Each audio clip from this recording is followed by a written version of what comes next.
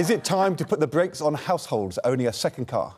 Government advisor Stefanie O'Gorman has warned that homes with more than one car are not only old-fashioned, she says, but harm the environment. Joining us now, columnist Owen Jones. Now, we don't normally report on how people get to us in the morning, but he got the tube because he says second cars are totally unnecessary. Well, you only need one car to get in. Can you imagine I'd got the car in? Oh, my word. Your producer, lovely, by the way, was like, can I get your car in? Imagine. First hurdle, bam. Journalist Ella Whelan says, actually, cars are a lifeline. They do get people to work, and that's pretty important. But, Ella, second cars. OK, let's park the idea that having a car, you know, has an impact on the environment, but, OK, people need them. But what about second cars? Can you defend those? I think we have a bit of a superficial understanding of, you know, the idea that second cars are, you know, two people with two Porsches or something like that. We think that it's a thing that is only for those who can afford luxuries. But if you live outside of, you know, take a perspective outside a metropolitan area, and you have, you know, a couple with a family, it becomes quite clear that it's necessary to, unless you want, more often than not, it's the woman who's with the kids, unfortunately, unless you want women to be beholden to their husbands' schedules, you need to have two vehicles to be able to get to the shops, to be able to get your kids around. I've got a baby coming in October. Oh, congratulations. Thank you. And you can't afford a second car in London, and luckily I, you know, will be able to have public transport. But say I lived where my partner grew up in Devon, places where there are no tubes. If I lived, or if I lived in Devon, where actually and something, God forbid, happens to my child, at the moment the official advice from the Devon Healthcare Services is that ambulance wait times are so long that you would be advised to drive yourself in. So that's an extreme example. Yeah. I think more importantly, there is, you know, an idiot could tell you that if you cut down on cars, you cut down on pollution. I mean, that's obvious. No one is disputing that.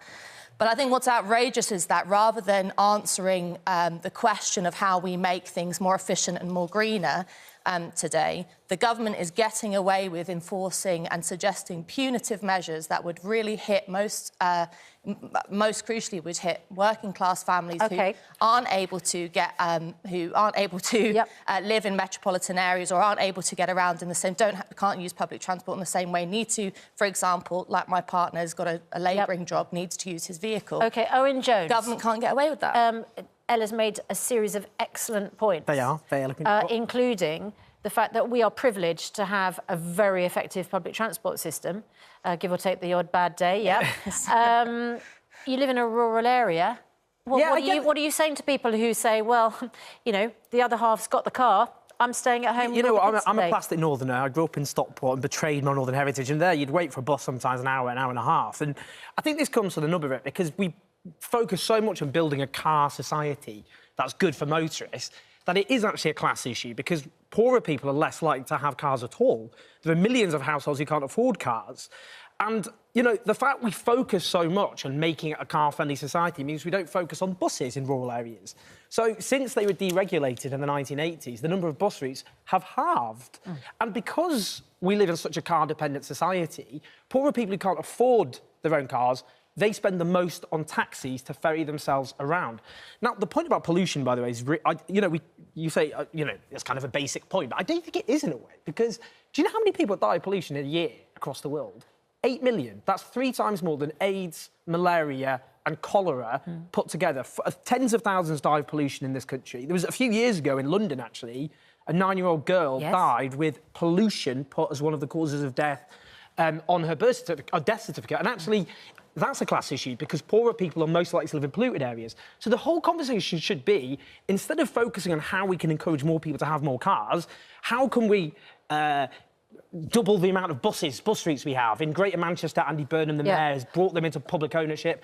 How can we make trains affordable? Ella, presumably... But we don't focus on that, we just focus on cars all the time. Ella, presumably you'd agree with those points, but the argument does come down to, is you terrible people with more than one car. I think it's all about whether you want to extend people's choice or whether you want to limit people's choice. And, you know, Trust me, particularly in London, most people would prefer to get a bus or a train because you can read a book, you can have a nap, you know, you're not stuck in traffic. And if public transport... I mean, I don't want to celebrate public transport in London too much, by the way. It's pretty crap a lot of the time, even in the heart of the centre.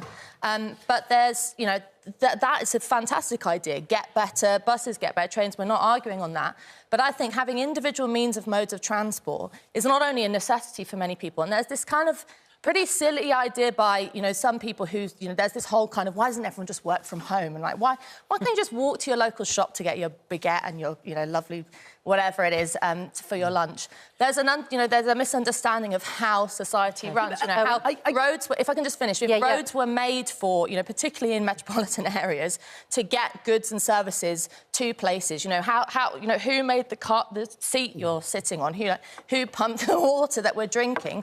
I mean, people have to have means of transport, but also just on a very kind of, you know, on a leisure point of view, cars were a means of giving freedom to so many people to go on, you know, who can't afford to fly abroad, to go on holiday, to be able to, you know, whip the kids in the car and take them off to the beach to shut them up. You know, all these things, cars are fantastic things. Let's get to a position in which we have more choice for people, rather than, I really have to stress this point, a government at the moment which is getting away with making a virtue out of limiting people's choices and making their lives more difficult. Just to check, Owen, if we move in 2030 to all-electric cars, presumably then it's OK for Which people to have aren't great for the environment, by the way. No, but that is an improvement, but it's a good point. Lithium mining is very bad for the planet. You can't recycle tyres, they're too complicated to recycle.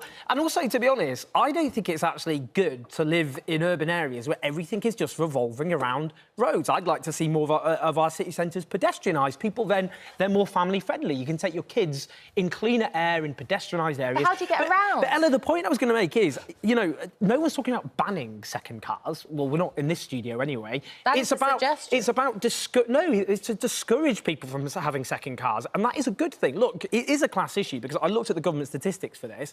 Richer people have second cars, poorer people don't. Yep. And they're expensive to have cars. And this is an example of why... They've been made more expensive by government policy. Ella, this is an example of why life is more expensive for the poor. Because we focus so much on cars, we don't focus on improving, as I've said, bus routes, for example, or trains, bringing them to public ownership. You know what? I don't want to discourage the debate, but unfortunately, we are constrained by time.